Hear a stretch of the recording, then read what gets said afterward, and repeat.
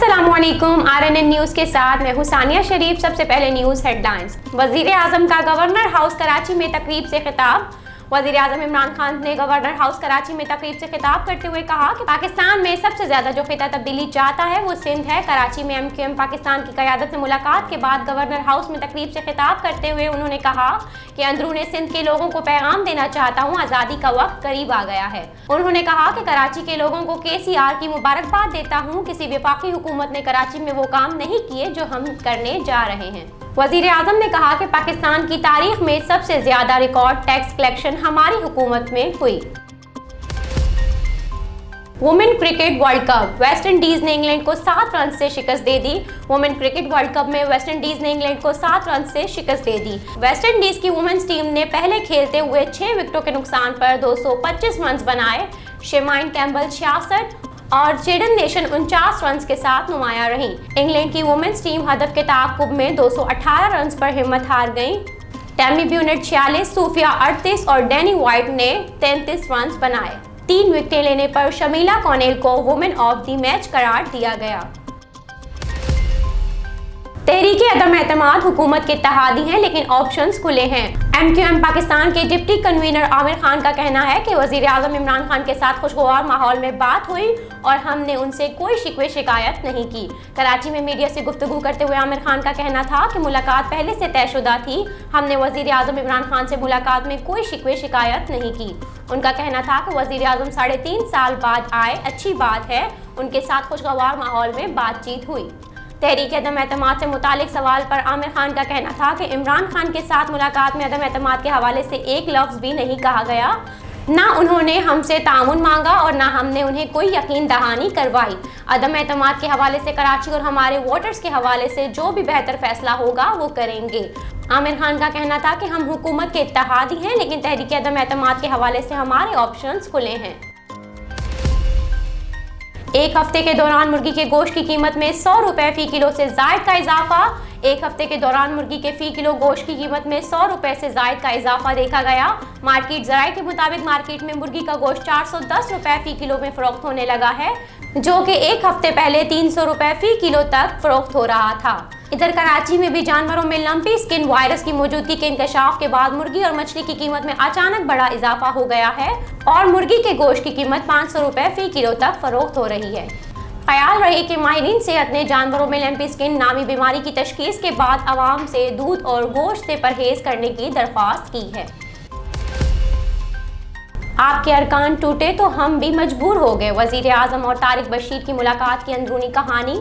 वज़ीर आज़म इमरान खान से वफाकी वज़ीर तारिक बशीर चीमा की मुलाकात की अंदरूनी कहानी सामने आ गई। ज़राए के मुताबिक वज़ीर आज़म और तारिक बशीर चीमा की मुलाकात में सियासी सूरत हाल और आइंदा के मंजरनामे समेत मुख्तलिफ मामलात पर गुफ्तगू की गई। ज़राए ने बताया कि तारिक बशीर चीमा ने हुकूमती अरकान टूट जाने की सूरत में आइंदा सियासी ताउन पर गुफ्तगू की और कहा कि आपके 15-20 अरकान टूट गए तो हम भी अपोजिशन के साथ जाने पर मजबूर हो गए। ज़राए के मुताबिक तारिक बशीर चीमा ने वज़ीर आज़म से कहा कि इत्तेहाद के मामलात में आपके साथ हैं, अगर आपके अरकान बिखर गए तो हम नई पॉलिसी बना सकते हैं।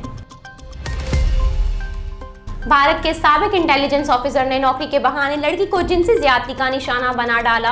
भारत की तहकीकाती एजेंसी इंटेलिजेंस ब्यूरो के एक साबिक अफसर ने 17 साला लड़की को जिनसी ज्यादती का निशाना बना डाला। भारत के खबर रसा इदारे की एक रिपोर्ट में बताया गया है कि IB से ताल्लुक़ रखने वाले 60 साला साबिक अफसर ने 17 साला लड़की को जिनसी ज्यादती का निशाना बनाया है। नई दिल्ली पुलिस के मुताबिक साबिक IB अफसर की जानिब से लड़की को करोल बाग के इलाके में एक होटल में नौकरी के बहाने बुलाकर जिनसी ज्यादती का निशाना बनाया गया। रिपोर्ट के मुताबिक इस वाक़े के बाद मुतासिरा लड़की ने करोल बाग पुलिस स्टेशन पहुंचकर मुकदमा दर्ज करवाया, जबकि पुलिस का कहना है कि वाक़े के बाद से लड़की को ज्यादती का निशाना बनाने वाला भारतीय ऑफिसर मफरूर है, जिसकी तलाश के लिए छापे मारे जा रहे हैं। रोज़नामा मेरा मुल्क। कराची, लाहौर, सरगोदा, इस्लामाबाद से बैक वक्त शाये होने वाला बड़ा अखबार। पाकिस्तान के तमाम छोटे बड़े शहरों और तमाम न्यूज़पेपर स्टॉल पर दस्तयाब।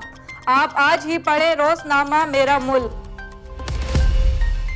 सोनिया हुसैन को शादी के लिए कैसी लड़की की तलाश है। मारूफ अदाकारा सोनिया हुसैन ने हमसफर में होने वाले खूबियों से मुतालिक बात की है।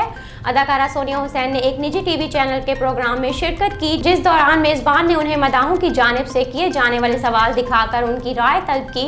सोनिया हुसैन के लिए मदाह ने सवाल किया था कि वो निकाह कब कर रही हैं, जिस पर सोनिया ने कहा कि जितनी जल्द उन्हें एक अच्छा इंसान मिल जाएगा वो उतनी जल्द निकाह कर लेंगी।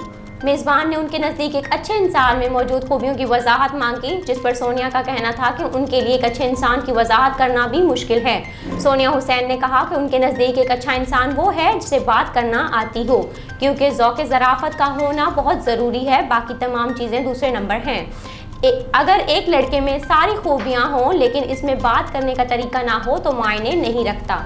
अदाकारा का कहना था कि उनके नज़दीक लाइफ पार्टनर की बॉडी अच्छी होना भी अहमियत नहीं रखता। फिट रहना अच्छी बात है लेकिन सिक्स पैक एब्स होना ज़रूरी नहीं, जबकि उन्हें ऐसे लड़के नहीं पसंद जो अपनी ज़ात के लिए जुनूनी होते हैं। वाडा की खाली सेनेट नशिस्त पर सिंध असेंबली में वोटिंग, MQM और PTI का बाइकॉट। पाकिस्तान तहरीक इंसाफ के नाहाल होने वाले सेनेटर फैसल वाडा की खाली होने वाली नशिस्त पर सिंध असेंबली में वोटिंग का आगाज़ हो गया है। सेनेट नशिस्त के लिए सिंध असेंबली में वोटिंग का आगाज़ सुबह 9 बजे हुआ, जो शाम 4 बजे तक जारी रहेगा। वज़ीर सेहत सिंध डॉक्टर अजरा पेचुहो ने पहला वोट कास्ट किया, जबकि दीगर अराकीन असेंबली अपना वोट कास्ट करने के लिए असेंबली पहुंच रहे हैं। इलेक्शन के लिए सिंध असेंबली के हॉल को पोलिंग स्टेशन बनाया गया है, जबकि सूबाई इलेक्शन कमिश्नर रिटर्निंग ऑफिसर के फराइज अंजाम दे रहे हैं। सिंध से सेनेट नशिस्त के लिए पीपल्स पार्टी के नसार खोड़ो और PTI के आगा अरसलान मद्दे मुकाबिल हैं। ताहम पाकिस्तान तहरीक इंसाफ और मरकज़ में हुकूमत के इत्तेहादी जमात MQM ने वोटिंग के बाइकाट का ऐलान किया है। सिंध असेंबली में सियासी जमातों के अरकान की तादाद सिंध असेंबली के अरकान की कुल तादाद 168 है, जिसमें से 99 अरकान पीपल्स पार्टी के हैं, जबकि सिंध असेंबली में PTI के अरकान की तादाद 30 और MQM के 21 अरकान हैं। सिंध असेंबली में GDA के 14, तहरीक लब्बैक पाकिस्तान के 3 और MMA का 1 रुकन है, जबकि सेनेट इलेक्शन में कामयाबी के लिए उम्मीदवार को 85 वोट्स की ज़रूरत होगी। याद रहे कि इलेक्शन कमीशन ने दोहरी शौरियत छुपाने पर पाकिस्तान तहरीक इंसाफ के सेनेटर फैसल वाडा को नाअहल करार दिया था और उनकी खाली नशिस्त पर दोबारा इंतखाबात कराने का ऐलान किया था। कराची में लूटमार की वारदातें थम ना सकी, CPLC ने भी एदादोशुमार जारी कर दिए। कराची में लूटमार की वारदातों का सिलसिला जारी है और फरवरी में लूटमार की वारदातों के CPLC एदादोशुमार से जाहिर होता है कि शहर में जराइम की तादाद में कमी वाक़या नहीं हुई। फरवरी 2022 में भी जराइम की तादाद में खातिर खवा कमी नहीं आई और लूटमार, चोरी, छीना जब्ती की तफसील CPLC ने जारी कर दी है, जिसके मुताबिक फरवरी में मोबाइल फ़ोन छीनने की 2199 वारदातें हुई, जबकि जनवरी में ये तादाद 2499 थी। फरवरी में मोटरसाइकिल चोरी की 4081 वारदातें हुई, जबकि जनवरी में मोटरसाइकिल चोरी की 3908 वारदातें रिपोर्ट हुई। गुज़िश्ता माह मोटरसाइकिल छीनने की 405 वारदातें हुई, जबकि जनवरी में ये तादाद 419 थी। फरवरी में गाड़ियां छीनने की 15 वारदातें हुई और गाड़ी चोरी की 171 वारदातें रिपोर्ट हुई। तरीन और अलीम खान ग्रुप से राब्ता नहीं हुआ। मुस्लिम लीग नून के रहनुमा और साबिक वज़ीर आज़म शाहिद खाकान अब्बासी का कहना है कि तरीन और अलीम ग्रुप से राब्ता नहीं हुआ। शाहिद खाकान अब्बासी का कहना था कि वज़ीर आज़म कराची जा रहे हैं, इसका मतलब है कि उन्हें MQM की हिमायत हासिल नहीं है। तहरीक अदम एतमाद के हवाले से शाहिद खाकान अब्बासी का कहना था कि हुकूमती अरकान अपोजिशन के साथ हैं और तहरीक अदम एतमाद में हमारे साथ रहेंगे। इत्तेहादियों ने अभी फैसला नहीं किया, लेकिन राब्ते जारी हैं। जहांगीर तरीन और अलीम खान से राब्तों से मुतालिक सवाल पर शाहिद खाकान अब्बासी का कहना था कि तरीन और अलीम खान ग्रुप से राब्ता नहीं हुआ, लेकिन होना चाहिए। हेडलाइंस आपने मुलाहिजा की। न्यूज़ स्टूडियो से फिलवक्त इतना ही। मजीद खबरों और अपडेट्स के लिए देखते रहिए RNN न्यूज़। हमारे साथ रहिएगा।